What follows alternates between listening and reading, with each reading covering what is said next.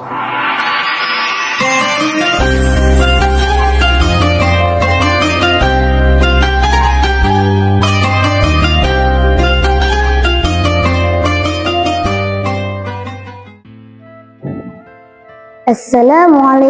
warahmatullahi wabarakatuh.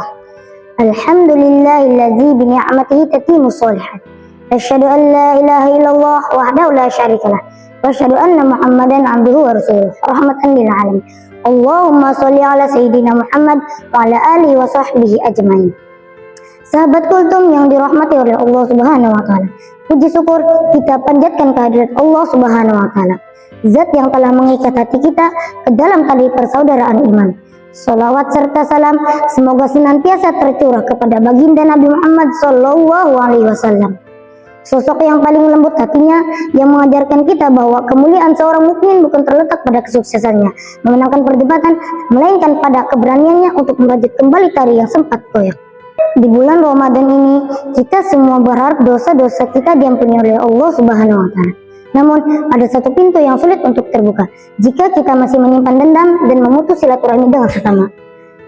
Seringkali ego dan gengsi membuat kita enggan menyapa mereka yang pernah berselisih dengan kita. Hari ini mari kita bahas tentang makna menyambung kembali tali yang sempat terputus sebagai bukti perubahan sejati di bulan yang suci. Sahabat kultum yang dimuliakan oleh Allah Subhanahu wa taala, menyambung silaturahmi bukan sekedar berkunjung ke rumah orang yang baik kepada kita. Itu adalah hal yang biasa. Namun menyambung silaturahmi yang sejati, yang nilainya sangat tinggi di sisi Allah adalah ketika kita mendatangi orang yang memusuhi kita, menyapa orang yang mendiamkan kita, dan memaafkan orang yang telah menyakiti kita. Itulah perjuangan melawan ego dan kesombongan diri. Putusnya hubungan seringkali dipicu oleh hal-hal kecil, misalnya kesalahpahaman lisan, urusan harta waris, atau sekedar perbedaan pendapat.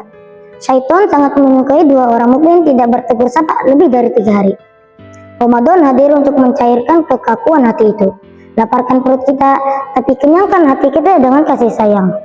Jangan sampai puasa kita yang melelahkan ini terhambat naik ke atas langit hanya karena di dalam dada kita masih ada tembok permusuhan. Silaturahmi adalah kunci pembuka pintu rezeki dan penambah keberkahan umur. Ketika kita menyambung silaturahmi, kita sebenarnya sedang mempermudah urusan kita sendiri dengan Allah Subhanahu wa taala. Orang yang berani meminta maaf lebih dahulu adalah orang yang mulia, dan orang yang memaafkan sebelum diminta adalah orang yang dicintai oleh Allah Subhanahu wa taala. Mari kita perhatikan peringatan dan janji dari Rasulullah SAW bagi mereka yang menjaga hubungan persaudaraan. Tidak dihalalkan bagi seorang muslim untuk mendiamkan saudaranya lebih dari 3 hari. Keduanya bertemu, yang satu berpaling, yang lainnya juga berpaling. Dan yang terbaik di antara keduanya adalah yang memulai memberi salam. Hadis riwayat Bukhari dan Muslim. Hadirin media kultum yang dirahmati oleh Allah Subhanahu wa taala. Jadi, jangan menunggu orang lain datang kepada kita. Jadilah orang yang terbaik di mata Allah dengan mengambil langkah pertama untuk menegur sapa, tersenyum, dan mengirim pesan perdamaian. Rasulullah SAW juga menjelaskan keutamaan duniawi dari silaturahmi. Man ahabba ayyub satolahu fi rizki wa ayyum sa'alahu fi athari falyasul rahimahu. Barang siapa yang ingin diluaskan rezekinya dan dipanjangkan umurnya, maka hendaklah ia menyambung silaturahmi. Hadis riwayat Bukhari dan Muslim. Dan yang paling menggetarkan adalah peringatan beliau bagi pemutus silaturahmi. La yadkhulul jannata qati'ur rahim. Tidak akan masuk surga bagi orang yang memutuskan silaturahmi. Hadis riwayat Bukhari dan Muslim. Hadirin media kultum yang berbahagia, menebus waktu yang hilang di bulan Ramadan ini juga berarti menebus hubungan yang retak. Maka dari itu, marilah kita lakukan 3 langkah berikut. Yang pertama, turunkan ego.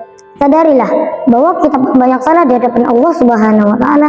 Jika Allah Maha Besar saja memaafkan kita, mengapa kita yang lemah ini begitu sulit untuk memaafkan sesama? Yang kedua, mulai dari yang terdekat. Periksalah hubungan dengan orang tua, saudara kandung, dan kerabat. Jangan sampai kita terlihat soleh di luar, tapi masih bermusuhan dengan darah daging sendiri. Yang ketiga, menggunakan momentum Idul Fitri. Jadikan hari kemenangan nanti sebagai momentum kemenangan melawan amarah dan dendam. Baiklah, mungkin sekiranya hanya itu yang dapat saya sampaikan. Syukran kasir, unzur maqala wala tanzur maqala. Assalamualaikum warahmatullahi wabarakatuh.